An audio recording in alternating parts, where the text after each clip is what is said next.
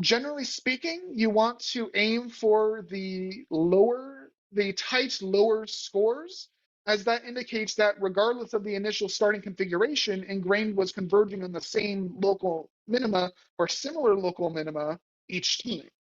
Whereas in instances such as the blue here, there are one or two that are fairly low score, but most of the fits end up having a relatively higher score. And so that ends up meaning that generally these lower scores are flukes in some way. That the using SSIM measurements and those sorts of things, there's less mismatch. But when observing the figure visually, it's not a great match. Or if you calculate the energetic stability of that facet, then it ends up being relatively high. On that note, you'll notice here that there are 3 instances of that low-scored, tightly bound set of ingrained optimizations. You could just take these by eye and decide, oh, well, this one looks best to me, so let's move forward with that. But really what you're going to want to do is calculate at this point the thermodynamic stability of these surfaces. Although they all provide a relatively good match, they might not all be the same thermodynamic, have the same thermodynamic stability, and therefore some are going to be more prone to form than others. Some additional notes, we have automated angle identification for the STM mode. So if you're performing a high throughput search and you're not able to register the angle of your image by hand, then we have tools built in to automatically create this best register. When you're providing images, they need to be monochrome. If it's multi-channel, such as RGB or CMYK, then that won't work with the software. The final mismatch score, which is we use the structure similarity index measure, or SSIM, is going to vary based on the quality of your experimental image. I showed and will show scores ranging from 0.2 to 0.26.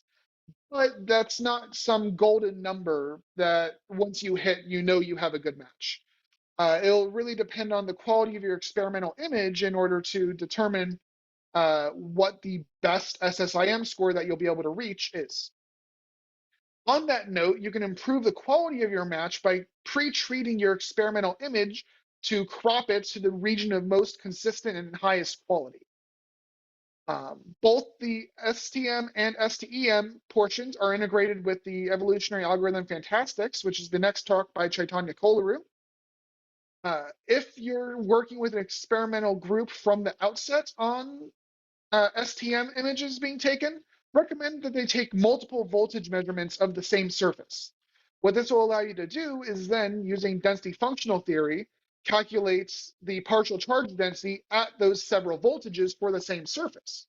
And then if your theoretical surface is able to form a good register with the experimental image at those multiple voltages, that provides more avenues by which you're able to confirm that, yes, this is the experimental surface structure that we identified. Finally, for the STEM portion of the software, you need the FFTW library to be loaded before running your ingrained fit. Typically, you can do this on an HPC by loading the Intel library and then loading the FFTW library from there. But if you don't have that loaded, then you'll run into errors. So in summary, I've gone over the Ingrained software, which is meant to merge experimental and computational efforts. I've gone over the grain boundary application of the software for the NMC battery cathode material, in which surface or a grain boundary structure was identified and oxygen evolution was explained through those calculations. In the STM mode, I went over the boraphane example, which is a passivated version of boraphene. After identifying this structure with Ingrained, then additional calculations were able to take place on the identified structure to further validate the experimental measures. If you have interest in using this software, please reach out to me at jpaul@anl.gov. The repo is not currently public, but if you have interest in making use of the software, then we can work with you from there.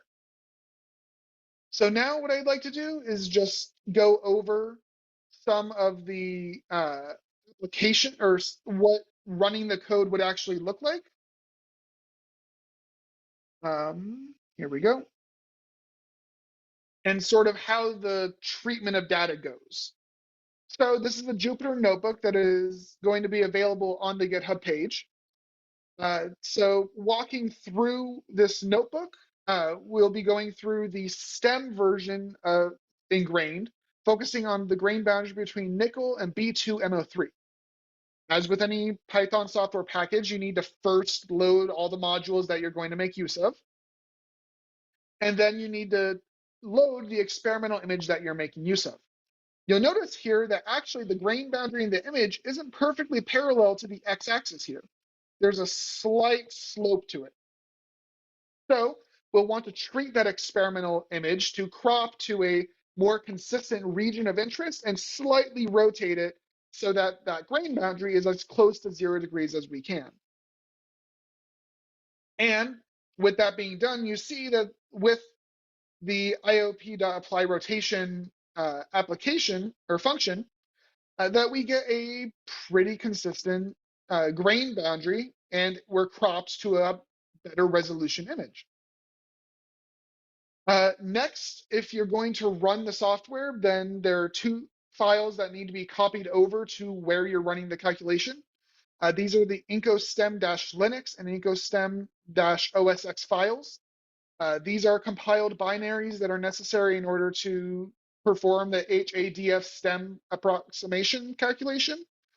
They are compiled already, so the user doesn't need to do anything, but in some edge cases, you might need to recompile the binaries from their source on the Kirkland GitHub page in order to run it on your HPC.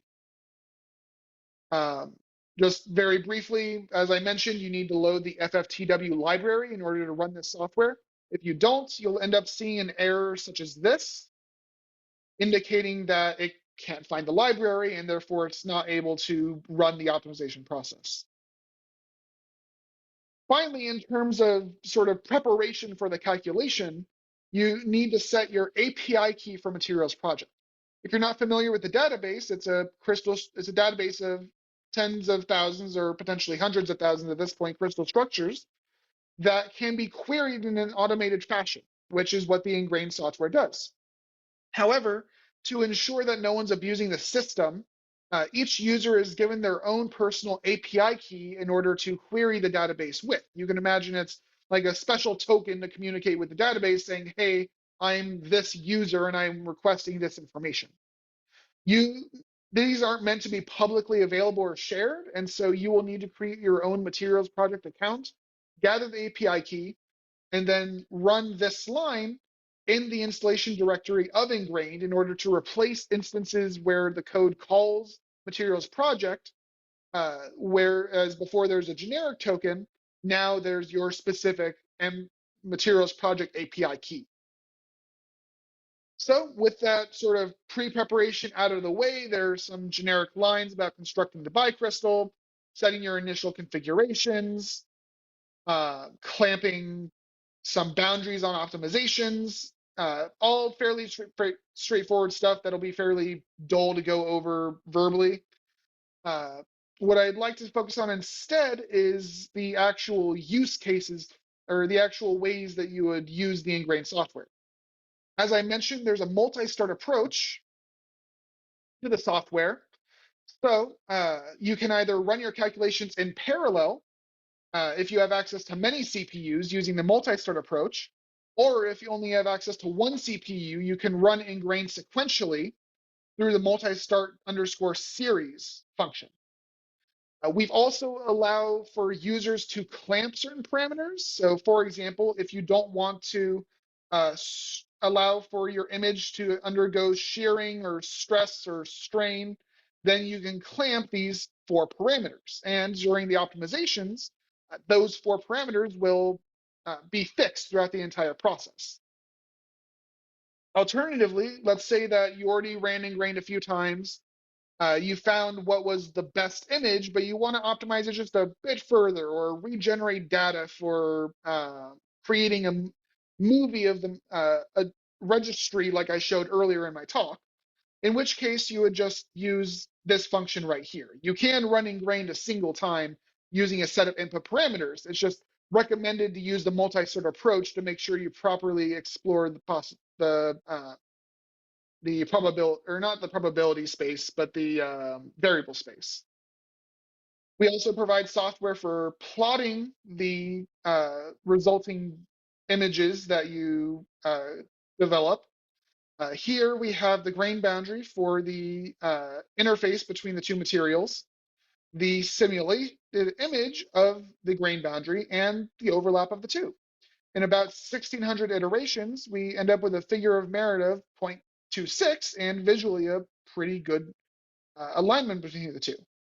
If we look at the crystal structure grain boundary, which is output as part of the process of the optimization, you're able to visually inspect and see that there are sort of gap channels in between the grain boundary, which might be of interest for various properties. So that takes care of treatment of the STEM system.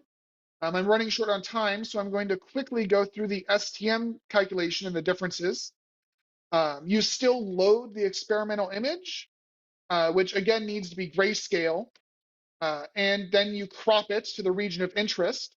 But in addition to treating your experimental data, it's ideal to treat your theoretical data as well. When you perform a calculation using density functional theory with periodic boundary conditions, when you're simulating a slab, you're going to have an elongated axis with a large amount of vacuum spacing. But if your unit cell and your atoms are positioned such that the partial charge density crosses over the periodic boundary condition, that can cause problems for calculations, as you're now having charge densities cross from z values of 20, 21, 22 to 0, 1, 2, 3. So we've developed the shift sites function in order to center the atoms and partial charge density of your already completed calculation, rather than requiring that you resubmit your calculation and reperform it with the adjusted position of the atoms. So with the experimental image and or with the experimental data and theoretical data treated, now we move on to identifying the initial parameters. I mentioned before that there are ways in Ingrained to automatically identify the angle register between your theoretical and experimental image. To save on time, there are two ways to go through this. The quick way is to effectively generate an initial STM image, register this against the experimental image, and calculate a similarity index between the two. And then choose the initial image that has the best score as your starting angle. The alternative is and so this moves pretty quickly, but doesn't necessarily give the best results all of the time. If your initial parameters are significantly off the final values, then your initial guess at what the STM image looks like, is it going to be good? So your alignment is likely to be poor as well. Alternatively, you can perform a full Ingrained optimization at a variety of angles, and then take the angle with the best score, identify what the final angle was for the optimization with the best score, and use that as your starting angle. If you're working with one system, then it's recommended to adjust by hand to what the final or what the alignment should be. But if you're performing a high throughput calculation, then that's not going to be feasible. And especially if you're performing an evolutionary algorithm, then the exact register, the exact angle is going to vary from crystal to crystal. So we've integrated these two approaches so that users can, at their discretion, use either of the functions for their high throughput approaches. Similar to the STEM mode, you're able to run a multi-start approach in parallel or in series.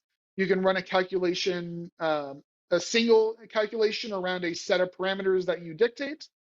I just plot here some examples of the Ingrained optimization. Experimental image on the left, theoretical image on the middle, overlap of the image on the right. And you'll notice that some of the Ingrained optimizations converged on similar minima, but those minima are, or these minima are significantly different than these three minima. in showing the necessity of running the multi-sort approach.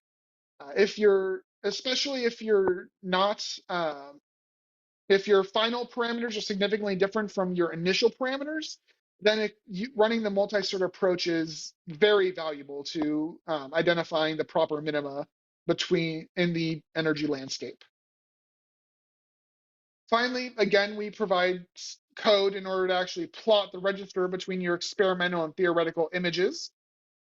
For this 111 facet of cuprous oxide, we end up with a figure of merit of about 0.215 after about 5,500 iterations.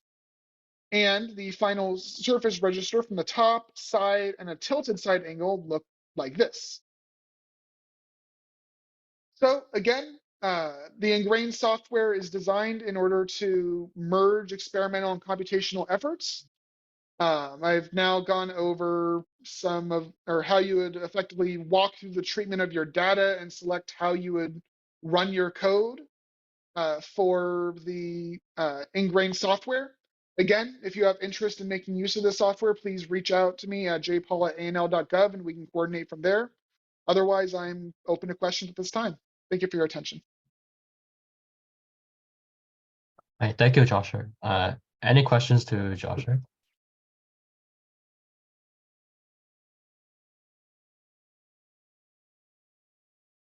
Okay, I guess I'll ask one. So how sensitive is the method to noise in the experimental images? So there are parameters in the Ingrained optimization to actually recreate noise. Specifically, there's sort of a blurring function that is integrated into both the STEM and STM mode in order to try and replicate for any sort of noise in the system that prevents a clear image of the partial charge density. There can also be instances of the STM angle drifting over time. As it scans across the surface, you just end up with drifts that can be accounted for with the shearing of the theoretical image, or stretching and straining the experimental image.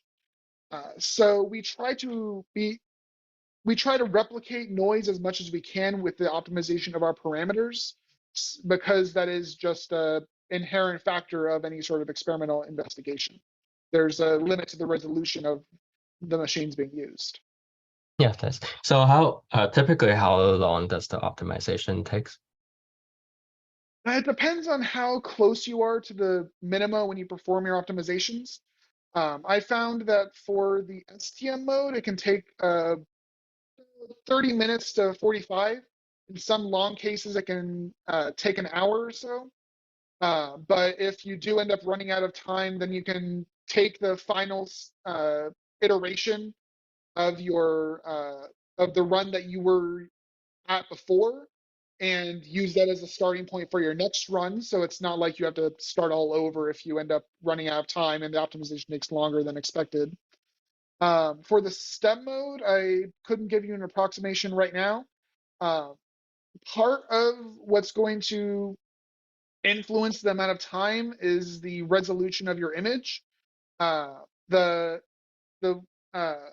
software tries to register your image across your theoretical image across the resolution of your experimental image. And so if you have a bigger experimental image, there's more space to search over to try and form the best register.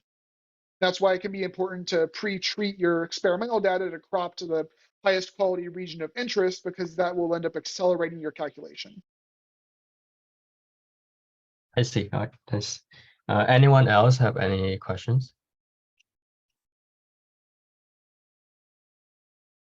If not, then I think we can move on to Chaitanya.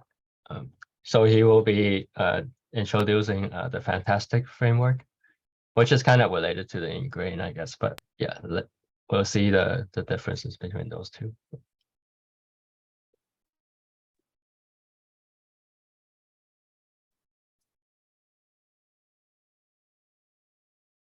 Okay. Hello, everyone. Can you all see the screen? No, I'm not seeing that yet. And it looks like it's still loading. It says that Davis Unruh has started sharing screen, but nothing's appeared yet. Yeah, the screen is loading.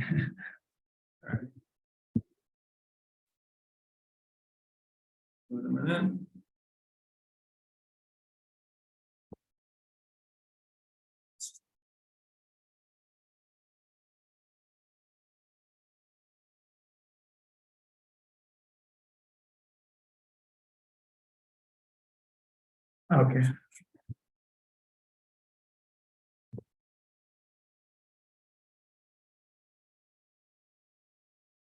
Okay. Can everyone see the screen now? Yeah, works now. Okay. Thanks. Hello, everyone. My name is Chaitanya Kolluru, and I'm here with Davis Unruh. We both are postdocs with Dr. Maria Chan at CNM. And today we'll be talking about one of the softwares that we developed in our group, which is fully automated nanoscale to atomistic structure from theory and experiments, FANTASTX. So this is a continuation from the previous talk, where the goal is to find an accurate atomistic structure of experimentally observed systems. So in order to use theoretical capabilities to their maximum potential, we need to have as accurate of an experimental atomistic structure as we can of the experimental system. So even if we have a slightly different local structure within our theoretical structures, the properties that we get using the theoretical tools might vary, and in order to take full advantage and leverage these theoretical capabilities, we need to find an accurate atomistic structure. And previously, Joshua has talked about the Ingrained software, which also contributes towards this goal, where he talked about how we use Ingrained to model the grain boundary structures as well as the surface structures, and then how he showed examples specifically how we use those structures to perform theoretical characterization and understand about these systems and the underlying atomistic mechanisms in these systems using theory. So in order whether we want to observe the experimentally, understand the experimentally observed systems, or to discover novel stable or metastable systems, the most important aspect is to find the accurate system, accurate atomistic structure of the system. So to continue the functionality of Ingrained, we have an interesting problem here where in real systems or in applications, we often have grain boundaries like this, where we have a complex interfacial structure, which is not exactly correlated to either the top grain or the bottom grain. So here this example is that of a cadmium telluride photovoltaic cell, and these grain boundaries indeed help in the performance of the solar cells. So in order to theoretically model and investigate these cadmium telluride system, we need to have an exact understanding of what this interfacial atomistic structure is. But if we just use our interpretation of the grains separately, we would end up something like this, where clearly we don't have a very good match near the interface region. So we need to perform a local optimization, and we can use density functional theory or molecular dynamics relaxations to perform this local optimization, and we can do it iteratively to find the structure. So based on this, we developed the FANTASTX software. And today I'm going to give a broad technical overview of the FANTASTX software and then show our results from applying FANTASTX on a couple of example systems. And then Davis will walk through the various input files that are required to perform a FANTASTX search, followed by we'll show how we can install the FANTASTX software from the GitHub on your personal computer or your cluster. And then we'll also show a demo of running performing FANTASTX search on the example TEM grain boundary interface that I shown in the previous slide. So the ideal goal of FANTASTX is to cover as many experimental characterization data and convert the data back to atomistic structure and get the exact atomistic structure of corresponding to those characterization data. This could be metastable structures or complex interface structures, reaction intermediates, and so on. And thermodynamically, it is not always the lowest energy structure. So it is hard to get the exact atomistic structure of these kind of systems. So that's the goal FANTASTX is trying to solve. So currently we can invert the data from X-ray sources, electron microscopy or scanning probe. So these are the experimental characterization techniques that are marked in red. STM, TEM, PDF, XS, and XRD. These have already been implemented. And this is the team that has been working on FANTASTX. Myself and Davis are the lead developers, and everybody else has also contributed significantly to the code. So one of the key challenges is often we find that the experimental data that we have corresponds to different kinds of local atomistic structures. So the mapping is not exactly one-to-one.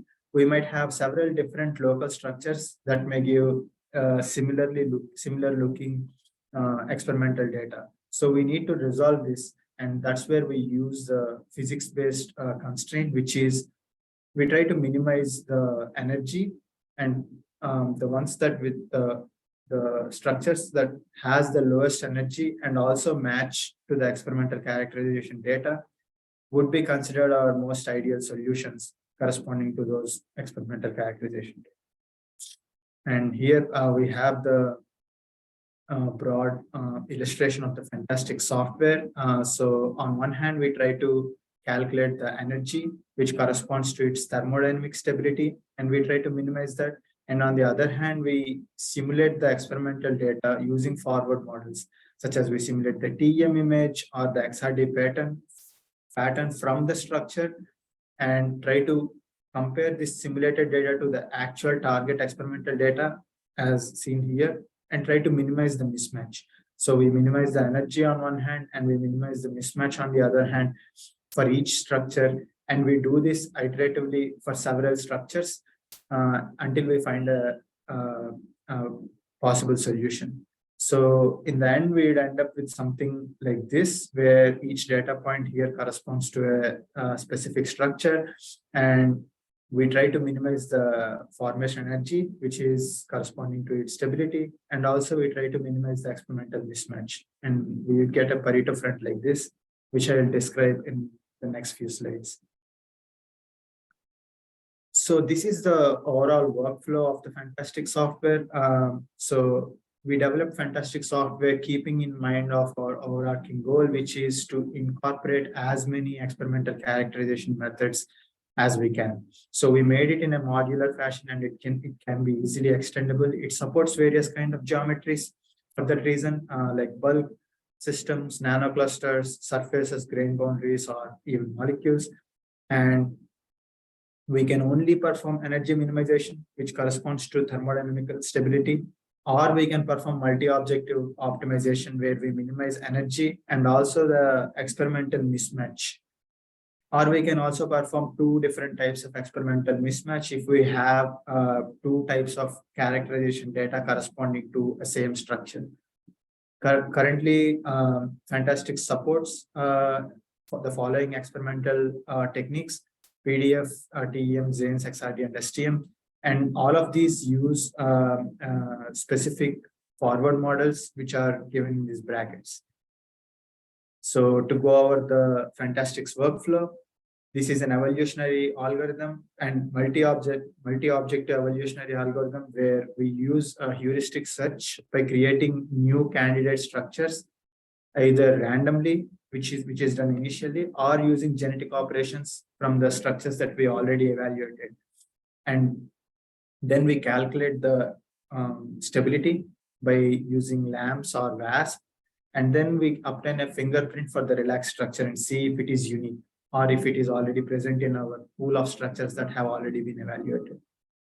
If it is unique, then we calculate the experimental mismatch, simulated mismatch between the target and the simulated data. And finally, we add it to our pool. So this process is continued for different samples and until we reach a certain limit or until we find an appropriate solution. So to give a brief introduction of how we do this, how genetic algorithm does this heuristic search. So over a multi-dimensional potential energy landscape where we have different arrangement of atoms corresponding to different regions and different points in that potential energy landscape, we try to find the deeper lying local minima.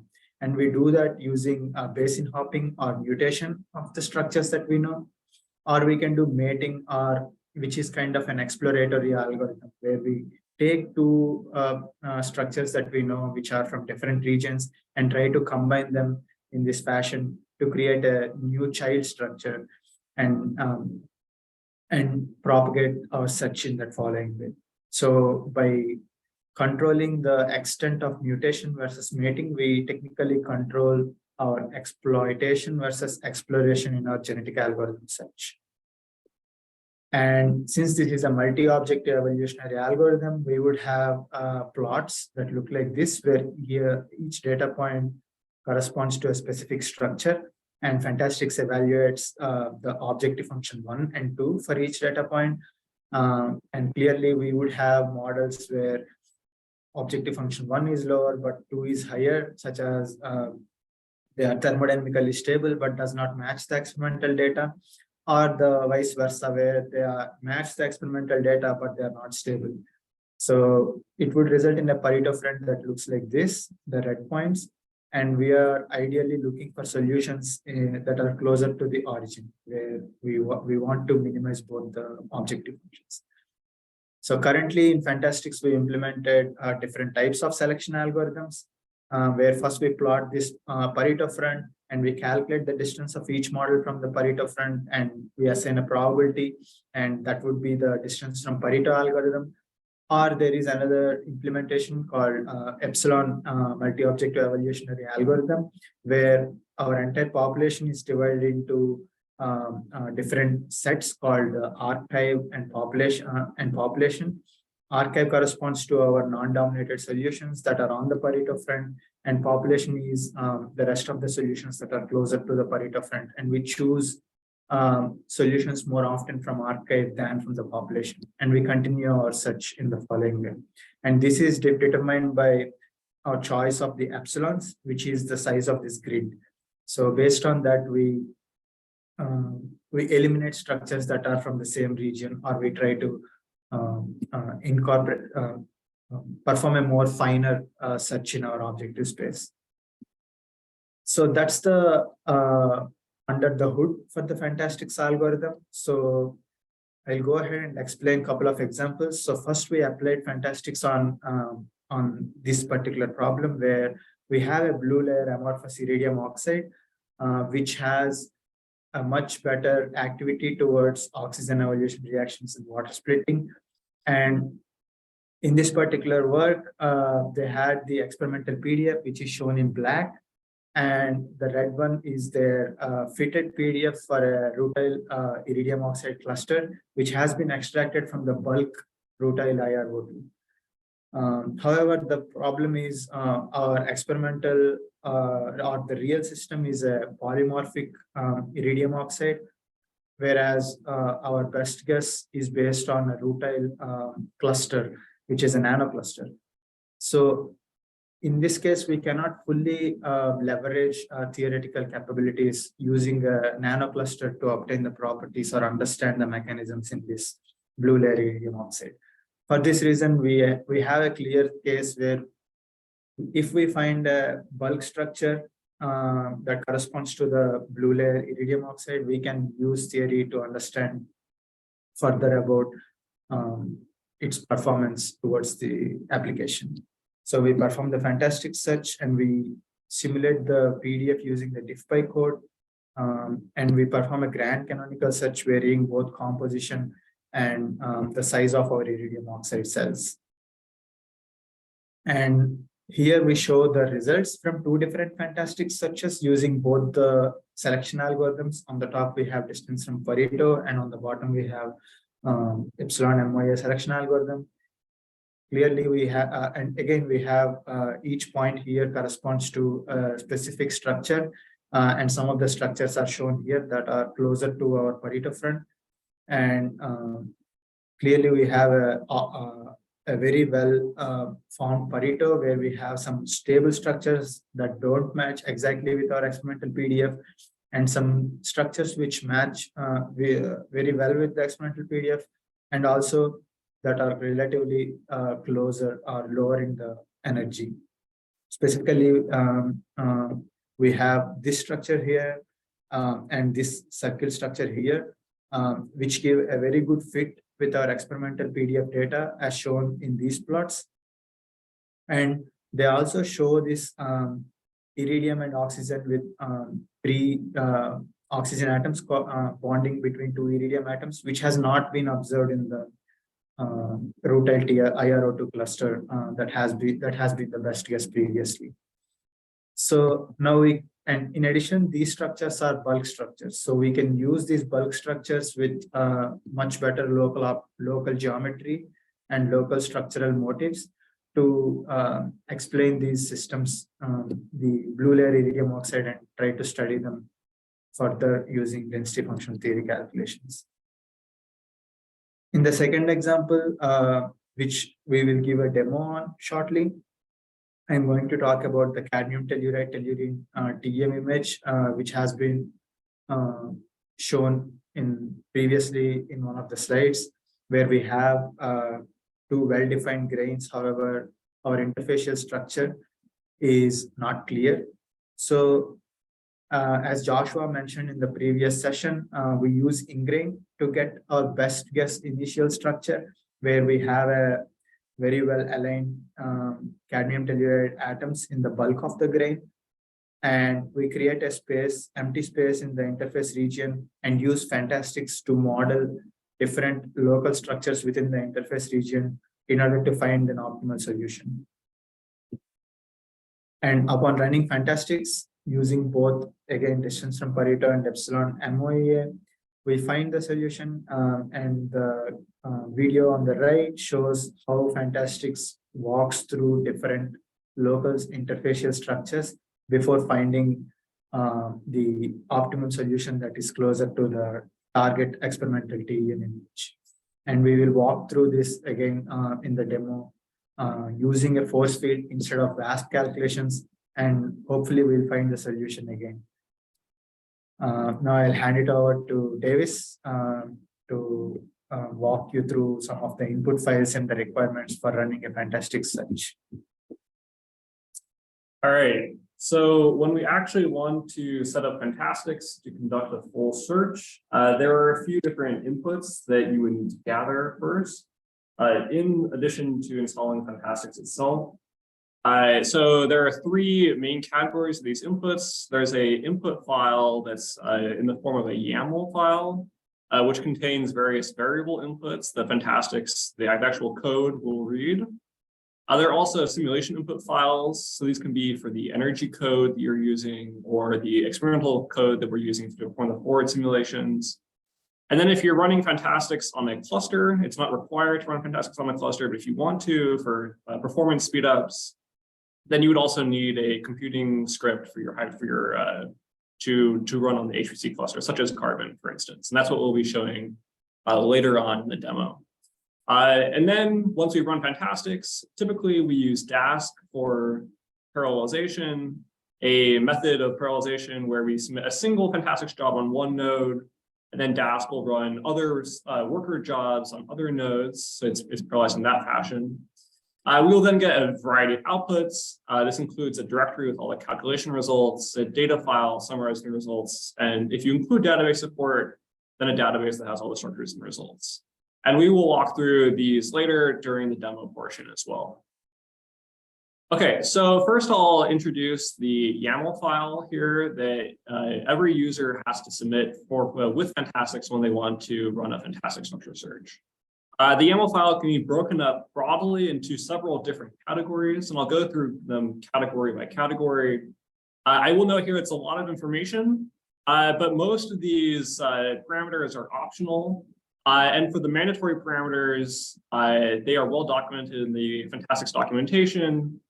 So if you're using FANTASTX, you'll have full access to all the different parameters you can set. And we provide suggested parameters as well. So it should not be that scary. It's just a lot of information right now. So starting with the typical top of the input file, we would have like what we call like the inputs card, which includes a path for the energy files. So these would be like the input files for VASP or the input files for LAMPS or whatever energy code you're using to perform geometric relaxation. We would also include a path to pre-existing structures if there are any. So for instance, for Iridium, for IRO2, for the amorphous structure search, you might include rutile IRO2 as one of your starting structures. So the FANTASTX has something to start from that's somewhat close to the expectation. This can speed up the structure search. We would also include a card that can contain structural information for assembling the structures. So this would include, here we have this like GB flag because we're looking at grain boundaries. And we include some information that are associated with grain boundaries, such as the initial structure for the grains that border the actual interface, and then the width of the interface and the midpoint of the interface within this grain structure. And we include other information as well, such as minimum distances between atoms in the structure to prevent overlapping atoms, which can really throw problems for the energy codes that we're using. And we also include some basic species information, such as, okay, we have tellurium atoms, and in the interface, you say you can have 3 to 5 tellurium atoms, for instance. And then you also would give the chemical potential of each species so that you can calculate the formation energy rather than just the free energy in total.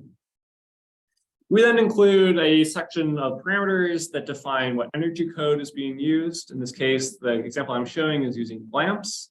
And we include a command that you would use to run LAMPS on your high-performance computing system or on your local machine.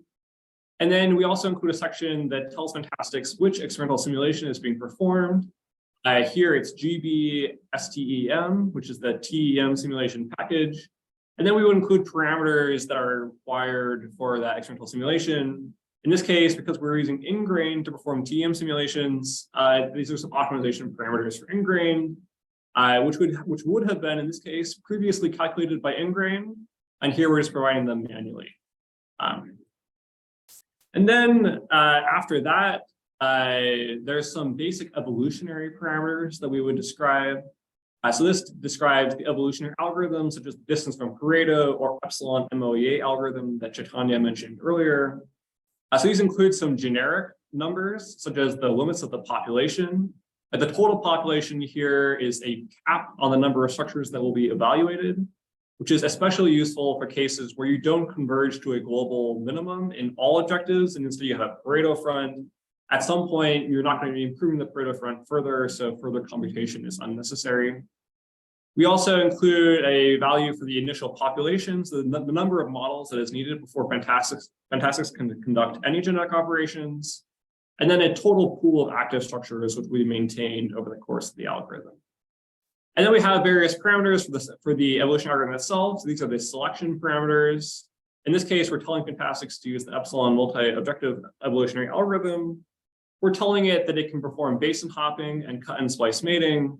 And we're telling it that those operations should be performed with the same frequency as each other. So these are just some of the parameters that you could use for each of these sections. An optional section that can be included for FANTASTX is fingerprinting and clustering. So fingerprinting is used to transform the structures into representations which are invariant to Euclidean transformations and can be used to quantify the uniqueness of structures. And then clustering is used to then determine which of these fingerprints are closest to each other. So you can say that, okay, two structures are very similar to each other if they share a certain structural feature, so they should be in the same cluster, for instance. And these are useful for various genetic operations, which use clusters, or for unit test quantifications, we make sure that we don't analyze any duplicates. But these are entirely optional. FANTASTX does not require any of these parameters to run. Finally, if you are using a high-performance computing system, such as Carbon, which we will be using today, then you would include a section which tells FANTASTX how it should be parallelizing itself. So you could tell it whether to use, like, which type of cluster you can use. We support local machines, PBS-style clusters, such as Carbon, and Slurm clusters, such as LCRC, also Argon. And then you would give various parameters which are used to create these high-performance computing input scripts. In this case, we're using FANTASTX with Dask, and so we need to include these parameters because Dask itself will be creating new worker jobs, which each have their own high-performance computing scripts, and these are the parameters governing those scripts themselves. As an example of our actual FANTASTX submission script on PBS and LCRC, PBS and Slurm, Carbon and LCRC, and we give an example here. We walk through some sample files in our documentation as well that you'll see later. The main keys are that you have these header lines that govern certain job parameters, such as how many nodes you're using or the parallelization. You will load some modules. We always run FANTASTX typically in a virtual conda environment, so you'd have to activate your conda environment, and then you'll actually run FANTASTX itself. And it's the same for Slurm systems. You have different parameters for your header, but basically the same exact style of setting up your high-performance computing input script. And then once you have all those things set up, the last thing to do is to gather your other more external input files. So these would be, for instance, here, because we're performing grain boundary structure search, we need to have our grain POSCAR or whatever structure file format you want to use that for your grain boundary that includes the grains on the edges of the interface, right? And you'd also have, in this case, your TEM image that is the experimental image. In this case, it's actually a section of the entire image that, as you saw earlier. And then if you're using VASP or some other density functional theory code, you would have the input files for that code. For VASP, for instance, you'd have an incar file that has various VASP variables. You'd have the popcar file for each species, which is the VASP pseudopotential. And then you would have K-point information for running VASP as well. And then if you were using LAMPS, you would include a file for the interatomic potential or force field that you're using, and a input file that tells LAMPS what to do. In this case, we're always interested in performing minimizations. So this would be an input file which tells LAMPS how to minimize each structure that it comes across. Okay, and then once you have all these inputs, you are ready to install and run FANTASTX. And Chaitanya will actually walk through now how you would do that on Carbon. Thanks, Davis. So let me just start. Can everybody see the screen? Is it legible? Let's make it a bit bigger just in case.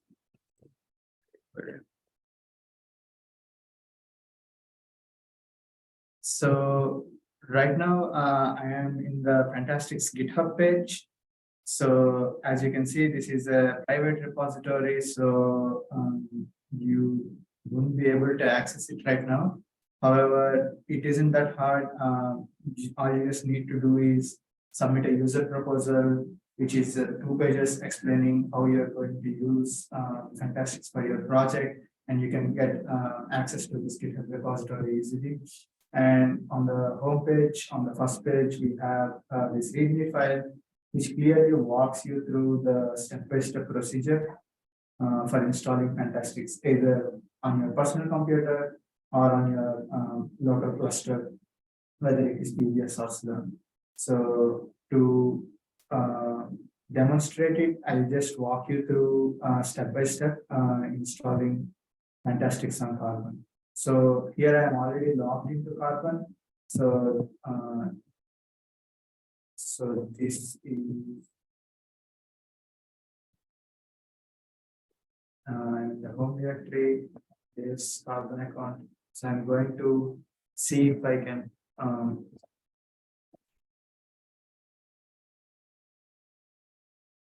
load conda. So in like carbon or LCRC, you can already load conda by modular conda or modular Python, because in LCRC or NURSC it is modular conda, and in carbon it is modular Python. So you, by doing this, you load the pre-existing version of conda, or you can also go to this link where you can download and install conda following the instructions on your local machine. And then just some commands to update conda. In this case, we already done that just before, so I'm not going to do that again.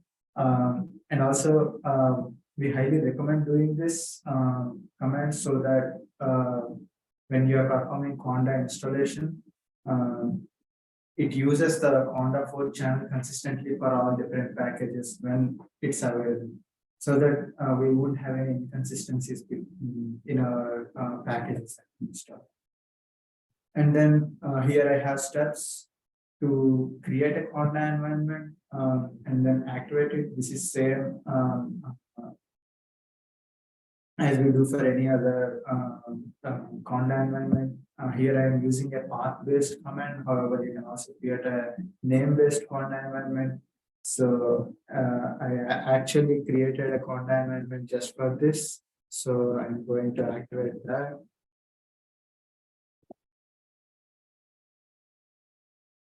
And now, now we install Python and all the other dependencies for FANTASTX first before we go ahead and install FANTASTX itself.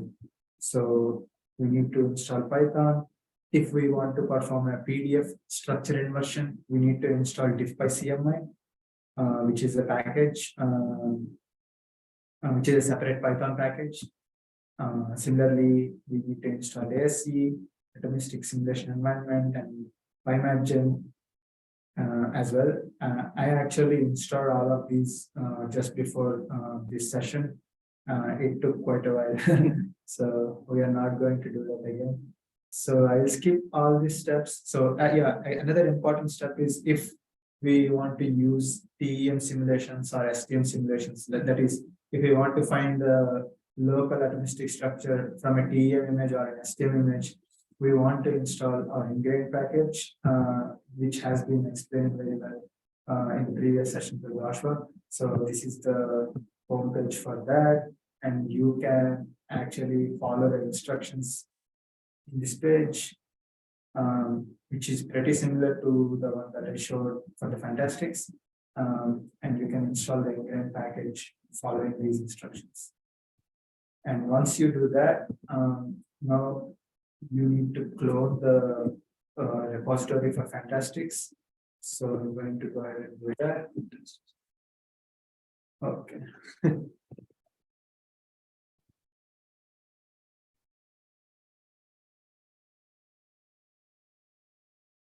Okay, so I'm going to go ahead and clone the repository. This is my GitHub username, and I already sent my key. This just before. So I'm going to paste the key. So that should download the entire repository to your local machine.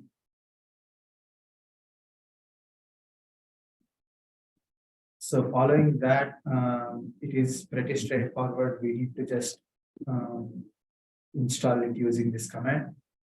You can also install using pip install period or Python setup.py install commands, but I generally prefer to do Python setup.py develop, because if I want to change any code in this directory, it will automatically be represented when I'm actually debugging the code. So before I do this, I just want to show you the setup.py file, which is enter FANTASTX directory. You can see we got the GitHub repository here, and just checking the setup.py file. We have everything ready. This is our only executable, the file which is in the files directory that we use. So if you go ahead and see the text.py, So this includes, this is the basic run file that you will run on your machine, which in turn calls Dask to submit all the VASP or LAMPS calculations to the workers. So just showing that. Now we have everything ready. And that should install FANTASTX software pretty quickly. Yeah, it's done. So if we just do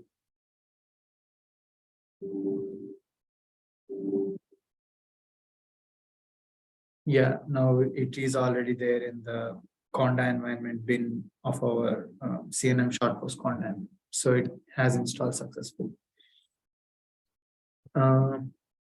So in order to test run, submit our FANTASTX search, I'm going to go to a pre-existing conda environment in Davis account. So this is a directory that we created. So I'll walk you through some of the input files that we need for this search.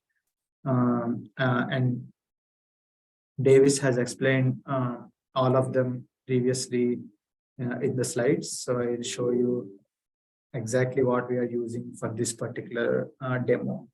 So if we see, we are submitting the inputs, which is the LAMPS files directory. So where we store our LAMPS files, and similarly the initial grain boundary structure, which is our cadmium telluride grains structure.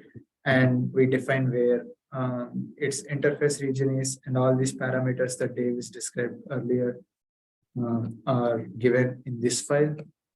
So this is there. Similarly, this path where we have all the initial grain boundary structure and the experimental image, this path has also been provided in our input.yaml file. Similarly, it also contains this path where we have the cadmium telluride force field that we're going to use, and the minimization input file for LAMPS. So we have everything ready, and now we just need to, so before we submit it, I want to show you one quick workers. So right now we are going to use 4 workers, which means we are using like 4 different cores from 4 different nodes on the carbon, and this is the total memory for each node, and we are only calling it for 30 minutes. Our job should only take like less than 10 minutes. So that's where you specify all the worker specifications, and you can actually see that when we perform the submit job. So we submitted the job, and you can check the job is in the queue. Hopefully it starts sooner. Yeah, it started. And once it starts, it is right now it will be importing all the requirements, and pretty soon it will call all the task workers, which we will see shortly. Okay. Yeah, it might take a minute, and while it's running, Davis will walk you through some of the documentation, and we'll see if it finishes shortly. Yeah. So FANTASTX is well documented, and this is documentation that if you are a user of FANTASTX, you would have access to, and it will later come online once FANTASTX is a public repository as well, if that occurs in the future. The documentation is laid out in a fairly readable manner. The homepage gives a brief summary of FANTASTX. So similar to what we described in the presentation so far, a summary of what FANTASTX is trying to do. It gives a summary of FANTASTX's current capabilities. This is updated every time that we add new features to FANTASTX. So the various experimental data sources that we're capable of interfacing with, as well as the current genetic operations and structural archetypes that FANTASTX supports as well. So you can see here, of course, we currently have support for bulk, cluster, molecule, grain boundary, and surface geometries. It gives a brief summary of the different selection algorithms that are implemented in FANTASTX, and then a brief mention of the usage of FANTASTX, which would redirect you to other parts of the documentation. In addition to the README on the FANTASTX GitHub, which includes installation instructions, you can also find more detailed instructions here. So these include, the same things that we saw in the README, guides to setting up a conda environment for FANTASTX, installing FANTASTX itself, and then a summary of all the various dependencies that you can install and how you should install those as well. And it also includes descriptions for building the documentation yourself if you ever want to do that. Mostly relevant if you're a user of the private repository course. It also walks through preparing the FANTASTX input YAML file.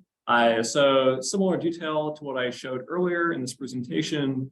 So we're here, it's a full list of all mandatory and optional inputs for the YAML file, as well as a summary of what each one does and the various options that you can include for each of these inputs.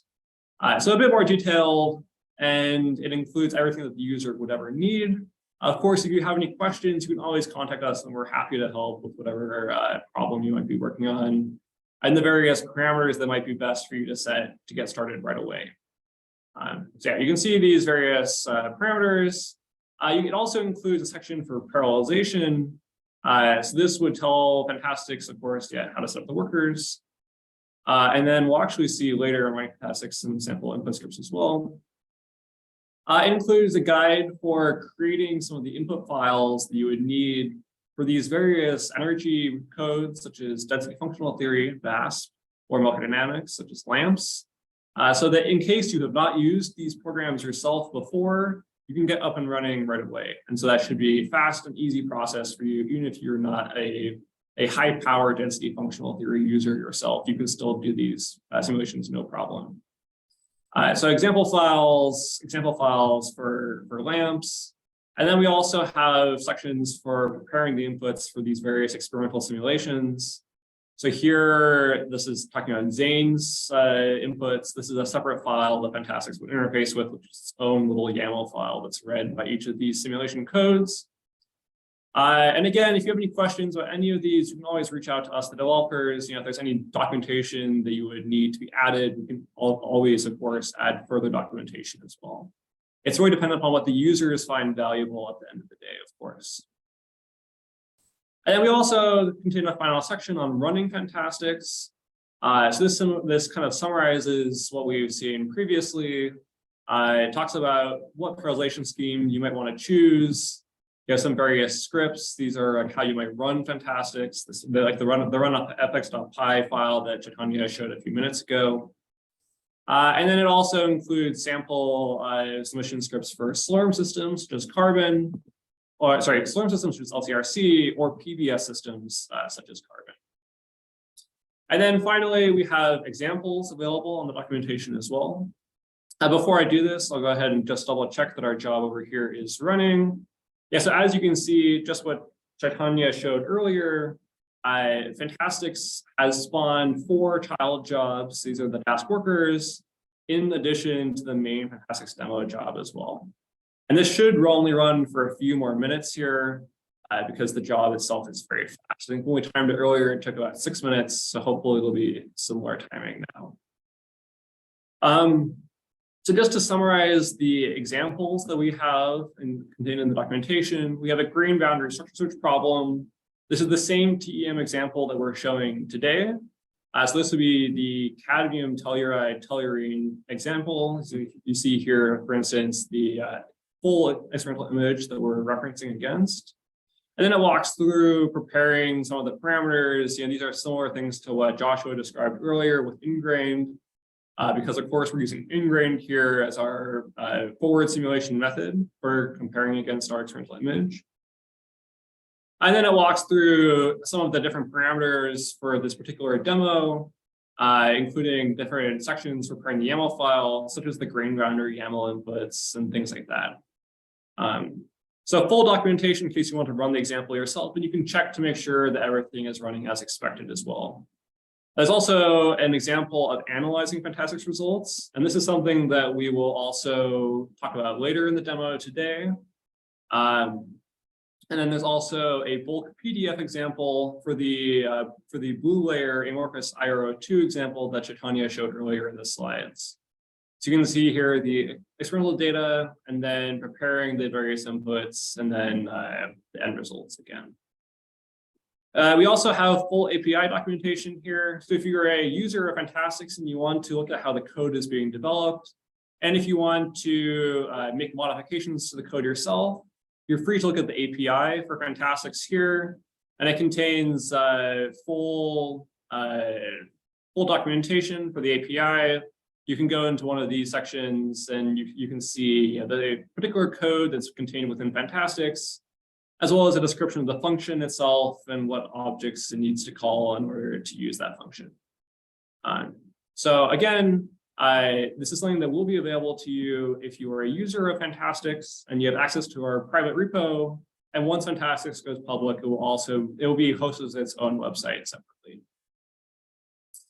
Okay, so let's go back and we'll check on this. Okay, so we still have a little bit of time left. So what I can do is actually jump to a completed job that we had. I'll just check this one more time. Yeah, okay. So we'll go ahead and jump to the completed FANTASTX demo. So we can look at the output files that FANTASTX generates at the end of its job. So earlier Tanya walked through how we have this input file, we have an inputs directory, we have these lamps files, and we have our job submission script. Previously, those were the only objects in our folder. Now we have a bunch of other files as well. So walking through each of these in turn, we have a calculation directory. So if we go into the calculation directory, we can see a summary of the results for each of these structural evaluations. So each one of these corresponds to a distinct structural candidate. So for instance, if we go into folder 1, we'll see the relaxation folder here from model 1, and we can see a few pieces of information. We can see the log of lamps when it ran. So you can look at this, log lamps 1. You can see it runs very fast. Lamps takes less than a second to run. It's very nice for us. And then we can also, actually, I think I'm going to pull this up separately. We can also look at the actual TEM image that was simulated for this structure. So this is model 1 again. And here we will zoom in and say it's very tiny. And we can see here the interface structure in the middle with these grains on each side. So this is the actual simulated TEM image for model 1.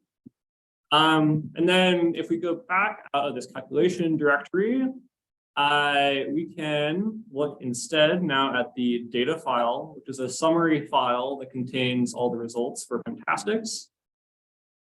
So the columns here correspond to the model ID. So that's just over the left. So model 1 here is this row in the data file. We can look at how that model was created. So model 1 was created using random structural generation. Later models, once FANTASTX fills out its initial population of models, are created by inheriting features from previously evaluated models. So for instance, model 40 inherits features from 2 structures because it was created using cut and splice mating. So we have a fraction slice operation with some clustering flair added to it as well. And you can see here that model 39 only has 1 structure that it inherits from. This is because we're performing a mutation operation, which is basin hopping here. And then if we go back, we see that the other columns correspond to the free energy or total energy of the structure. This is the first objective, which in this case is the formation energy for the structure. Slightly higher here because the chemical potential values that we're using were just the ones that we were using for the VAST run before, and we're not fully adapted for the lamps force field that we were using. And then objective 1 here is the SSIM score, comparing the experimental and simulated TEM images. So you can see these scores range from this one, for instance, is 25. And then if we scroll down, we can find one Like this one is like 19.37. So this would be a structure that has a very low SSIM score, for instance. So that's the data file. And then in this case, we also use database support. So we used MongoDB to keep track of the fantastic results in a separate database. So there's also a log for MongoDB that's created here, but the log itself is not interesting. Most of these results are stored in a separate directory that requires further visualization. So switching over to that portion now, we'll go to analyzing these results that we just created. So again, to summarize, the actual experimental image is much larger here than the FANTASTX image that we're referencing against is. So we're just going to take a small snippet out of the middle of this image as shown here. And this is actually what we're doing our FANTASTX structure search on. And for visualizing these fantastic results, we have, again, the option of either visualizing the data file itself or connecting to this database and visualizing the database. So I'm going to show first what would happen if you visualized the data file, and then we'll show the database after that. So for reading in the data file, we have a few analysis scripts that you can use to do so to determine, for instance, which models are Pareto optimals, which models lie on this optimal Pareto front of non-dominated solutions versus non-Pareto solutions. We can run through here and we can get a summary for one of these models, for instance, where you see that model 1 has an SSIM score of 28.76, for instance, and model 1 is not Pareto optimal. But if we plot our models, what we'll see is that we do have, in this example, we have 3 Pareto optimal models. So out of 301 total models, only 3 are Pareto optimal. And we'll note here that it's 301 because we told FANTASTX to evaluate 300 models, but because each Dask worker evaluates structures separately, you might have a Dask worker which had to finish its operation after FANTASTX already cut off the number of models it was including. So we have 301 models, not 300, but that's no big deal. And we can look at what these Pareto models themselves look like. So we can look through these Pareto indices, and we can see, okay, we have 3 models here. One of them has a pretty high SSIM score compared to the other 2. So that's this data point up here that you can see, right? So we have this one up here.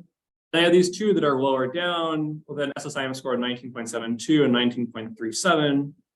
Notably, they all have roughly the same formation energy, though model 21, which is this one higher up, has a higher free energy.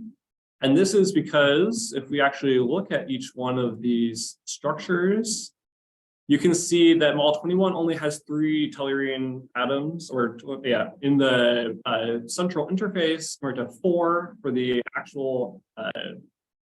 If we look at the experimental image, we see we have 4 atoms here. So it's missing an atom compared to what we would expect, which is why it has a worse SSIM score here. Okay, then if we want to connect to a Mongo client, so here you would have to run a command which sets up a Mongo server. And this is documented in our documentation as well, in case you want support for this. So we'll go ahead and run this command, which runs a forked Mongo process, which will be a client server that we can access. We'll wait until this executes, which should be a few seconds here. And then once it does execute, then we can check to make sure that it is running by just running a command pgrep, and we'll search for this mongod, and we see that we do have a task which is running. And so we can now actually interface with our Mongo client. So we'll connect to MongoDB. We'll look at the databases that are contained in this database. We see here, in addition to a few random databases, we have the FANTASTX demo database that we wanted to create. So actually, if we went back to that YAML file we showed earlier, you would see that the database information there had FANTASTX demo as the database we were connecting to. You can look at one of the entries in the FANTASTX database. You see that in addition to what the information is in the data file, contains a few other interesting pieces of information, such as is the model Pareto optimal, is the model in the active population, is the model in the archive. Since we're using the epsilon MOEA algorithm here, we have an archive of models. So it includes a little bit of extra information as well as the structure object as well. And we can read this into a data frame very easily, which is also very convenient to us. And then we can plot this directly just by interfacing with this data frame. So you can see here again the same plot that I showed earlier, where we show the Pareto and non-Pareto models. And then we can also show for this particular epsilon MOEA algorithm, we'll have a population archive, and we can see what the population archive look like for this set of structures that FANTASTX evaluated. So this is a snapshot of the archive and population at the end of the structure search. And notably, what you'll see here is that one of the archive models has a much higher SSIM score than this kind of like column of models that was evaluated. This is primarily due to the fact that FANTASTX prevents structures from being kept in the archive for too many iterations because they are preferentially preferred for structural operations. So we want to keep everything fresh. And so these are periodically kicked out. So the archive may not always be exactly the non-dominant archive that we expect, but it should be very close to it. So that is the summary of FANTASTX. And Chaitanya, I think we'll walk through this last summary slide, and we have, if you have any questions, you can ask away. Thanks, David. So thanks, everyone. So in summary, we showed like a couple of examples. We explained briefly how FANTASTX works under the hood and what kind of problems it can solve. Like it can give you the exact atomistic structure of metastable structures, or reaction intermediates, or complex interfacial structures that are hard to decipher using even highest resolution microscopy images. So we can use FANTASTX in those cases, which takes advantage of the thermodynamical stability using DFT lamps, and also forward models to calculate the experimental usage. And yeah, if you have any experimental data and if you like to collaborate with us, please feel free to reach out to either myself or to Davis or anybody in our group, and we'll be happy to have a chat. And we can get free user access, and yeah, we can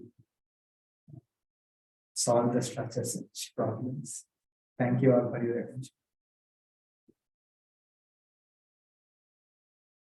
All right, thank you, Chaitanya and Davis. Yeah, very nice presentation and walkthrough. So any questions for Davis and Chaitanya?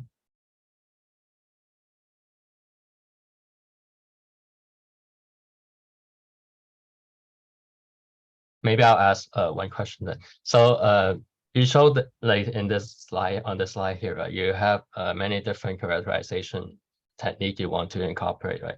So what is the bottleneck, or what's stopped you from adding those right now?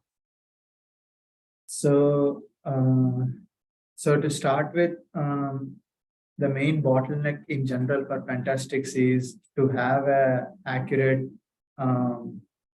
description of experimental characterization data. So depending on for example, microscopy images, we might have like different scale of microscopy images from experimentalists, and if we are comparing to them to our simulated microscopy images, they are like pretty high definition. So similarly, we need to have that adjustment so that we can actually compare the experimental data to the simulated data. So right now we are able to do that for TEM and STM using Ingrained, and we incorporated XRD using GSAS2 and PDF using DiffPy. So we, depending on like the forward model, if it is available externally that we can incorporate, or we need to come up with our own forward model for a given characterization data. That's one of the bottlenecks. And the other main bottleneck is having the proper experimental data. So for example, for STM, we had the Borofin system that was kind of like the main motivation to come up with a forward simulation model to work with it. Similarly, we had another problem for TEM, XRD, and all the other methods. We have a proper problem. And in future, if you have some Raman spectra, and you are you are like very curious to learn about its structure, maybe that will be the next experimental method that we will be incorporating in FANTASTX. So I see. So you just need more collaborators and method to base the simulation. yeah, Exactly. Yeah. So when you simulate these TEM images, like because you have a parameter for the simulation method also, right? So depending on how you set those parameters, do you see very different kind of TEM images? Because sometimes, you know, the white and the black sometimes may even flip, right? Yeah, do you have an answer for that? I think in general, yes, the simulation parameters can definitely make a difference, which is why we usually try to perform the ingrained optimization of the STM parameters first before we try to perform the FANTASTX search, so we don't run into that issue. With inverted white and black, I don't know, we might need to use a different TEM code. yeah. So you mean like bright field images versus dark field images? Yeah, sometimes they like flip over. Maybe the structure is too ideal sometimes, I guess. Yeah.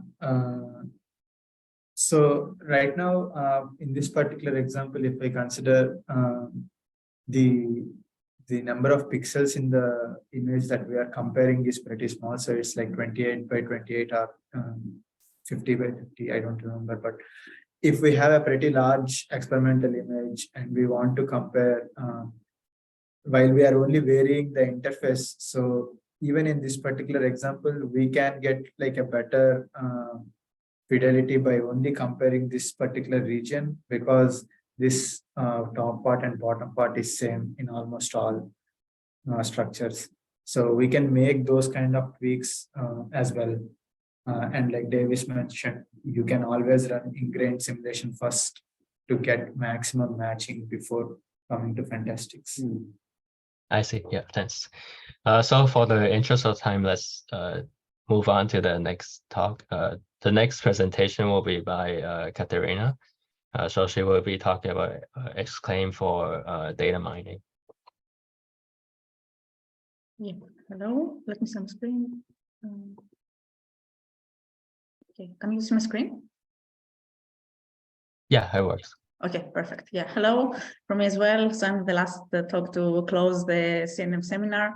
I'm going to discuss about two software that were built in Maria's group, so mostly by Eric Schenker and Weixin Zhang, that they were PhD students with Maria, and I am currently trying to develop them furthermore and use them for some experimental test cases.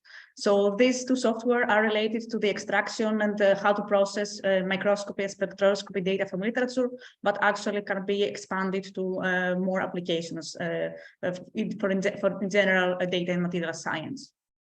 So one of the main issues and challenges that we currently face, especially those that we're dealing with machine learning and data extraction from literature, is that there is lots of information, but most of them is unstructured. So it's in images or in tables or in figure captions. So it requires lots of manual screening through the papers, finding which are the images that are related to our experiment or to our work, and then how we can extract them, crop them, or manually extract the information for some experimental recipes and use them to train our machine learning models. So the two tools that I'm going to talk about are trying actually to solve these issues and cleverly navigate through literature and extract all the relevant data about the case of materials we're interested in. So the first tool, it's Exclaim, which is a figure separator component. So it's actually doing extraction, separation, and caption-based language annotation of images of scientific literature. So the whole workflow can be summarized in this image here. So we can start from a query file, so a JSON file, where we can name what is the type of material we are interested in, also which journal family we want to screen from, for instance, Nature, Science, ACS journals, Wiley journals.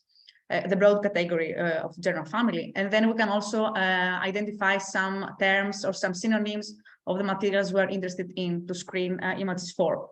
Then we pass this queryization through the model, and then the general scrapping component is starting. So we are using some Python requests. We scrap through the literature, so through the web pages of each journal, and then we identify the relevant papers to our search, and then we can extract the figures and the captions.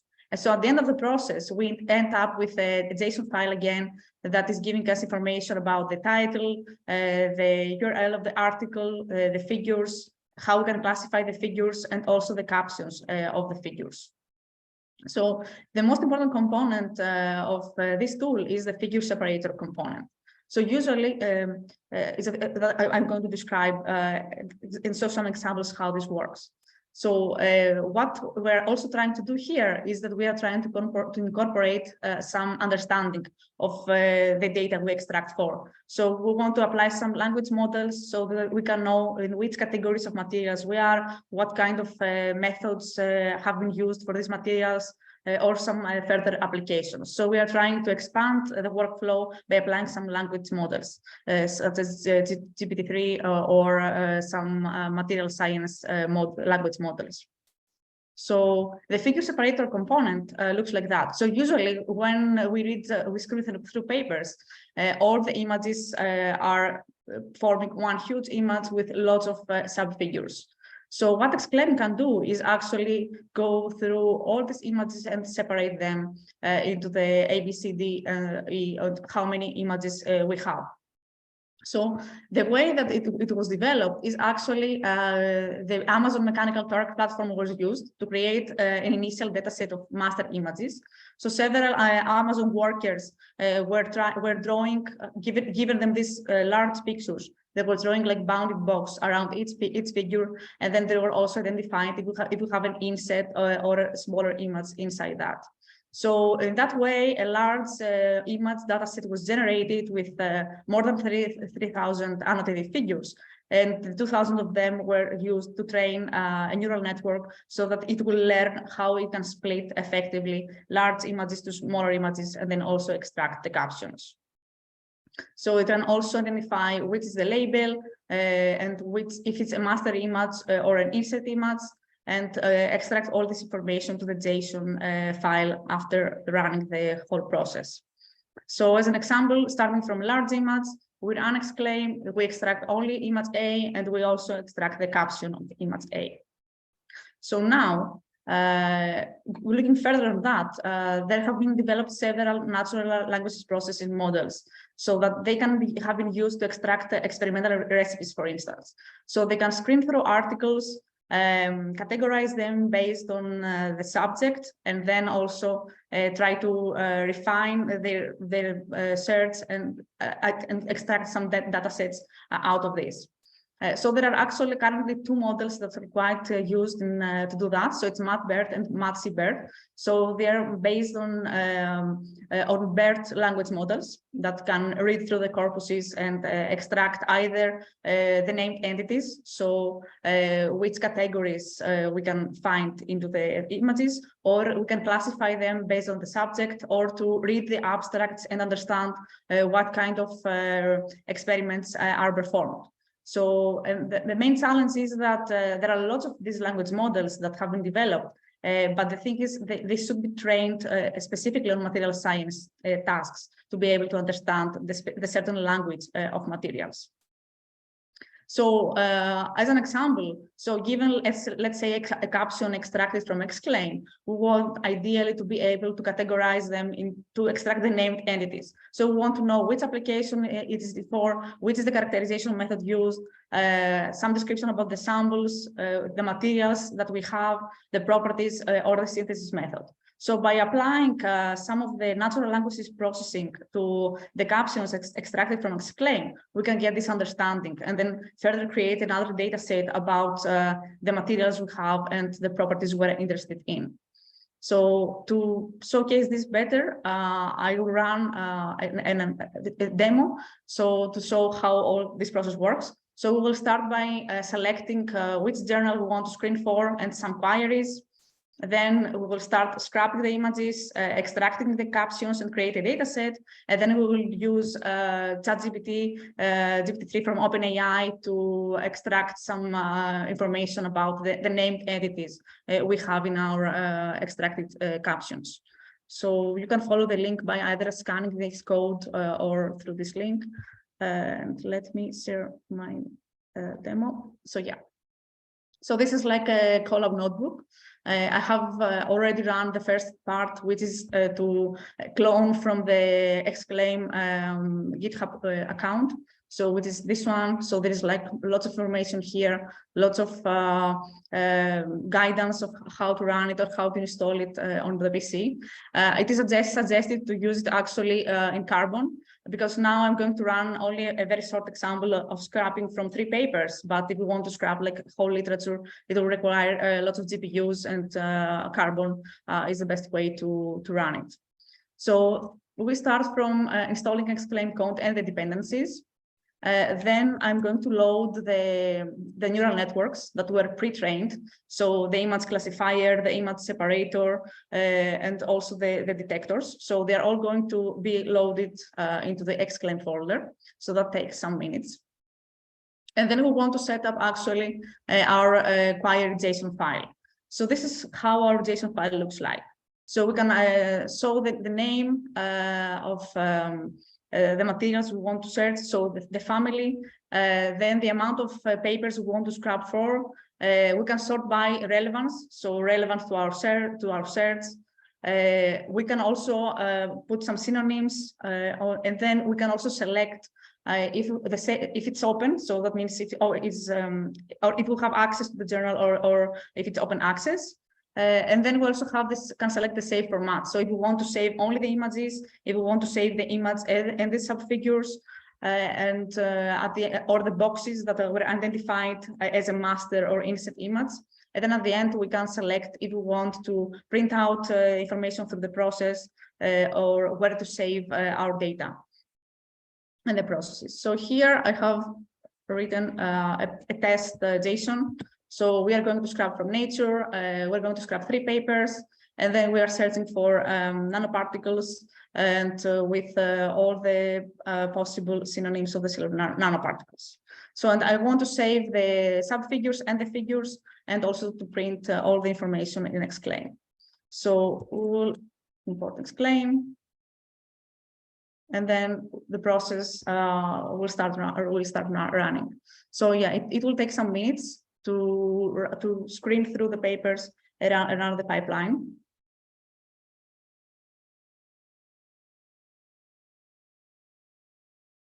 Yeah, so now the Exclaim run is starting.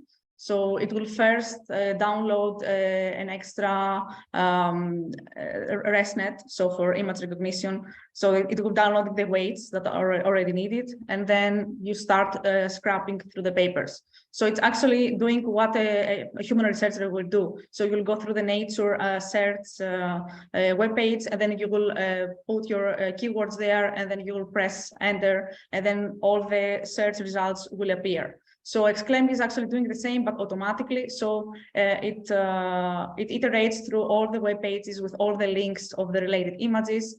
And then when it identifies some figures that are, some papers that are related to our search, then it scraps them and saves them. So while doing this process, an output file should be generated here. So yeah, so now we start extracting the figures. So an output folder is generated and shows us the name of our folder, and also the figures that have been extracted, and also the HTML files, so the paper file, the paper HTMLs of the web pages that have been extracted. So all the information is printed here as well. So so now it has extracted the images, and then it's just parsing the captions to create the data set.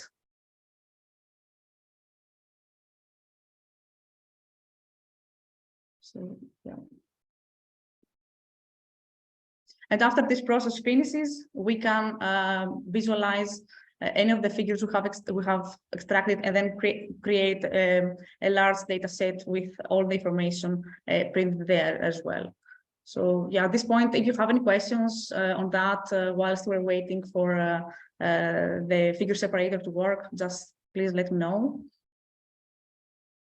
So yeah, more figures are added here now. We are able to scan through Royal Society or to Wiley. So actually, yeah, all the large journal categories, and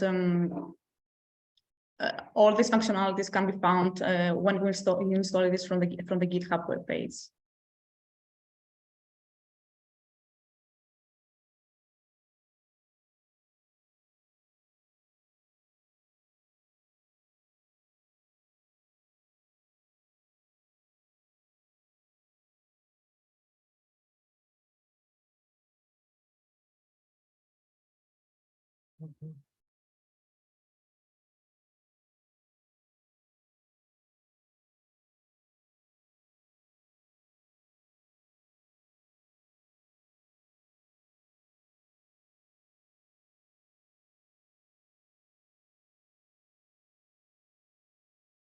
So now, yeah, we have gone through 3 articles.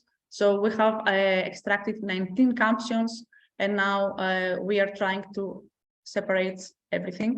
So yeah, success. So when this success message is printed, so then we know that our process has finished and all our images are in our folders. So we can randomly visualize some of the figures that are in the folders. So I just randomly pick some images. So we can see here some images. So we can rerun it, and we'll randomly select another image of the saved ones. So this one, yeah. So, and all of them are related to silver nanoparticles. So yeah, now if we want actually to see the individual ones, we can select that we want the number A to be shown here, and then we can see either A or B or C or D. So we also have the large image and the sub images as well. And so all the information is actually can be found in the exclamation file. So we can see all the information here printed here about the article, the title of the paper, the URL of the image, and also the captions of each image, and some information about where the subfigure are, and then also there is a classification of each image. So if it's like a master image, if it's a parent, if it's a subset, or if it's related to diffraction or to microscopy, these are like actually the main categories we have identified for now. We can set like if it's UVB spectrum or anything. Also we have the confidence, and also we have the position in the HTML file where the image is scrapped from. So now the other part is that if we want actually we have our data set, we have our images, we have our figure captions. We want to get an understanding of what exactly is shown there. So that's why name recognition comes. So here we have identified like 7 categories that what information we want to extract, but we can actually identify as many categories as we want, or if we want some experimental recipes or some experimental conditions, we can pre-identify what we want to extract, which information we want to extract from our captions. So here, if we run this, and here I'm just using my API key, we can see what is extracted as information for some random captions that from some images. So here we can see all the categories. So it is highlighted like the characterization method used, the material, and also some sample description. So it's very easy to run the code and scrap through the journals, and then to create your own data sets related to the materials of interest that you might have. So this was the Exclaim tutorial, and I will keep with the other tool that is the plot to spectra. So after using Exclaim, we can extract several types of images and information from journals. So for instance, an example could be we want some spectroscopy images or some Raman spectra. So the problem is that most of them are usually released in form of graphs, so not in the Excel files. So in order to extract all this information, we need to manually to use some manual tools and it's very time consuming. A current tool that actually exists to extract the XY coordinates from these literature given images is WebPlot Digitalizer. So here you can just load your image, and then either by color or by selecting, using like a pen and selecting the line you want to identify, then the tool is going to identify it and give you the XY coordinates. So I tested this image where all the colors are the same, and actually this was the result I got. So only one color was identified, and actually the spectra is not detected very well in this case. So Plot to Spectra is a tool developed by Wex and Young some time ago, and is actually trying to automate this process. So and to screen through several images, and not only one, and not to be entirely automatic and not manual at all. So this is composed of two steps. So this process. So the first step is we do the axis alignment module, where from each image we identify which is the region in the image that shows the plot, and then also we can identify the labels, so on the x-axis, so the numbers on the x-axis. And then at the end, the second part is actually a CNN-based segmentation model that is able, first of all, to separate the foreground pixels from the background pixels, so to remove any noise of the image, and then uses some optical flow method to assign the foreground pixels to the appropriate clusters. So I'll explain what I mean with that. So the first step is identifying the box around which is all the information we need to extract from, and also applies like a text detector that can identify the x-axis tick numbers.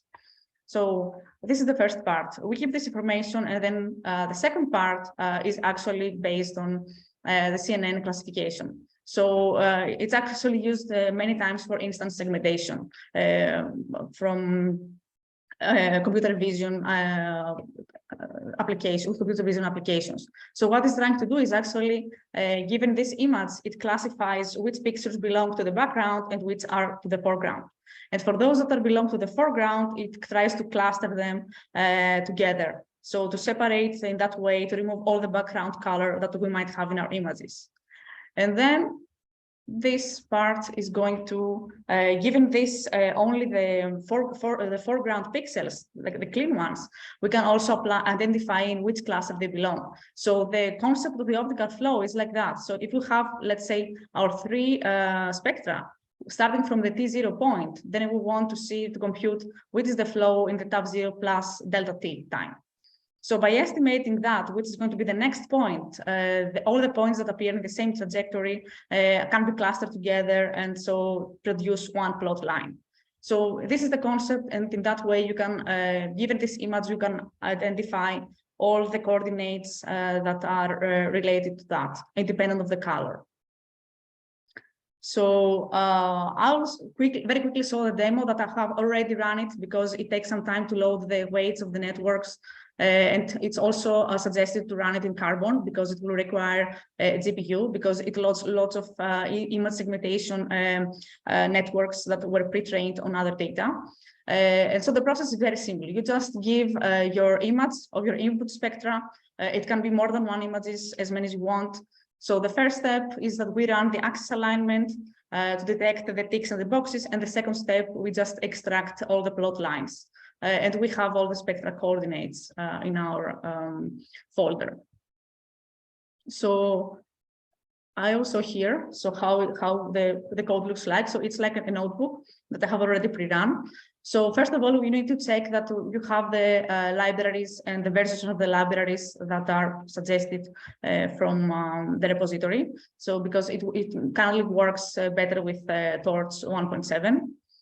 Then we load the packages and the libraries we need to do the visualizations. And then we import the axis alignment tools. Here we can select some hyperparameters. So for instance, if we run it locally in a computer, CUDA should be false. If we run it to a GPU, which is suggested, CUDA should be true.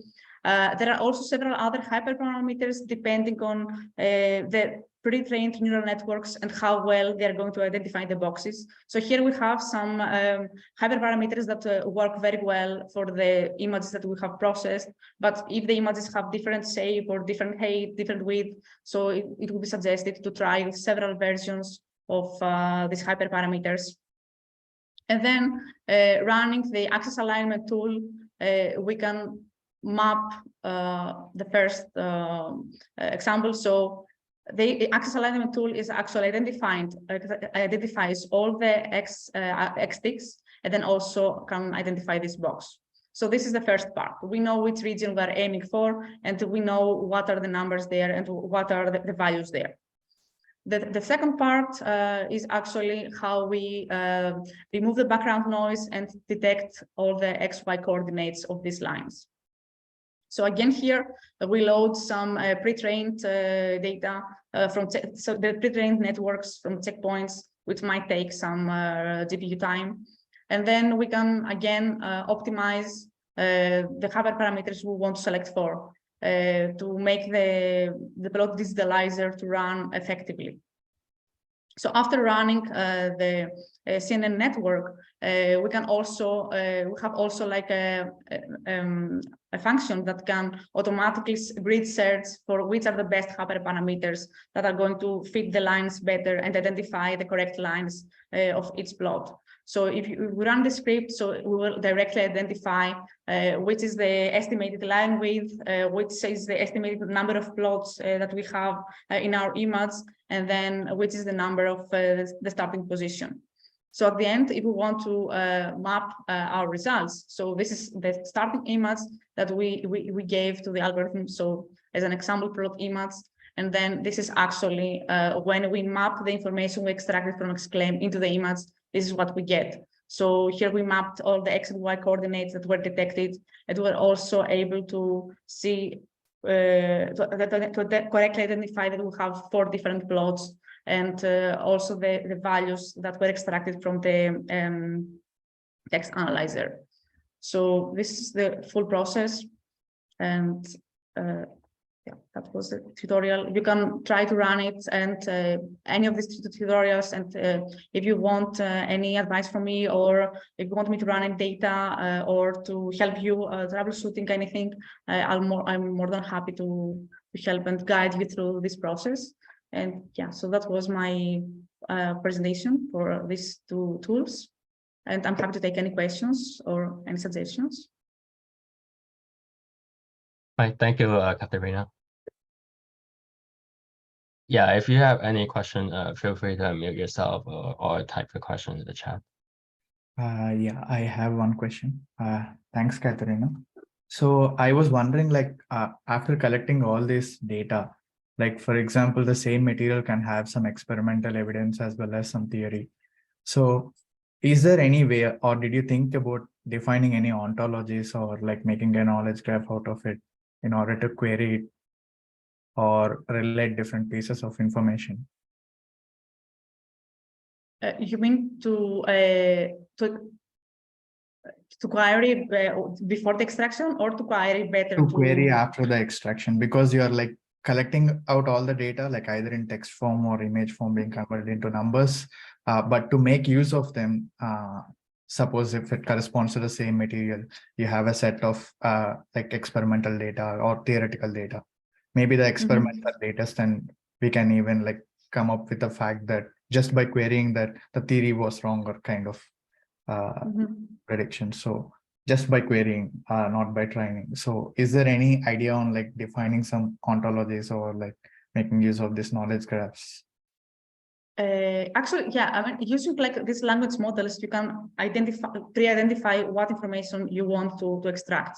And then, so just here, it was just an example of what I showed, but we can pre-identify what exactly we're aiming for, and then fine-tune maybe, you know, OpenAI, GPT-3, and then make it to target, to extract only the information we are interested in to extract and understand. Oh, okay. So like if I already used, say, like for information A, and say the other user also wants information A, like if it is already stored in a database or in a form of some format, the other user need not have to actually run the same query again, right? So yes. how are you like planning to store this data? That's what I was actually asking. Okay, yeah. So the plan is to have like a database that all the papers will have screened from, and all the information will have screened from, and all the exclaim output will be stored there. So everybody can quickly just search through them and not have to do this data scrapping again from scratch. Oh, so okay. This is actually the next steps and the aim of this project to go further. Oh, so it will be a connected list of data rather than separate. Yes. Files. Okay, Yes. So we'll store the data, we'll store the images, and also some description of what each image is showing, so that you can quickly, for instance, if you have like a new image and then you want to compare it with the images of the database and then link you to the paper and to the information of that, you can automatically do that by just inputting your image and comparing. Okay. Yeah. Thanks.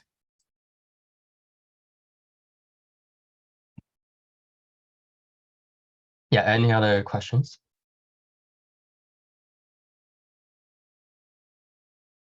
Yeah, maybe I'll ask one. So for the journal, so you guys have a list of journal that you support, or is right now does it support any journal? Yeah, we have like Nature, RSC, Wiley, so all the, and all, you know, and all the some components of that. Okay, so do they normally set a limit on how many paper you can kind of scrape from them? So actually ACS, yeah, we also support ACS. So ACS, they have some limit. So after you scrap, I think 3,000 papers, then you're not allowed to, you need to change your query to keep scrapping from them.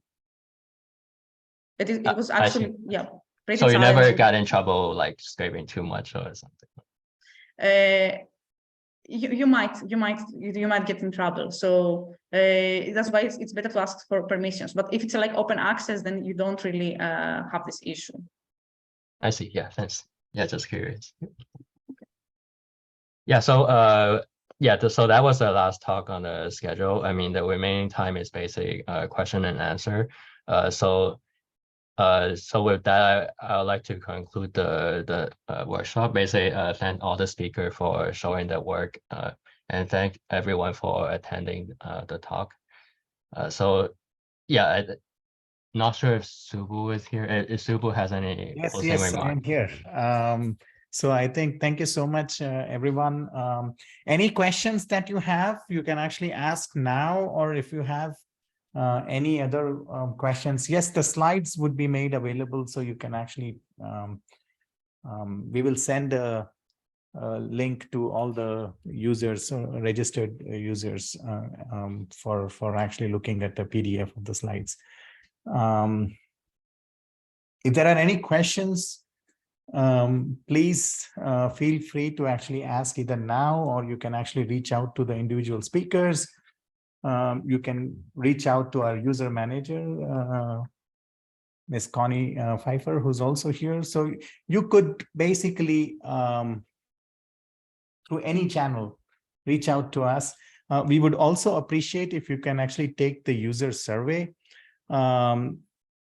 The link to that survey, Henry has actually put that in the chat. So if you could actually take that survey, that would be super useful for us to get your feedback, as well as areas where we can actually continue development of the various tools that you have actually seen today. So with that, I think we are done for the workshop today. We will still have this Zoom room open in case there are questions for the next few minutes.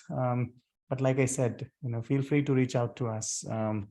And if you're interested in any collaboration or submitting a user proposal, we'll be more than happy to actually guide you through the process to access any of these tools that were actually discussed. All right, thank you so much.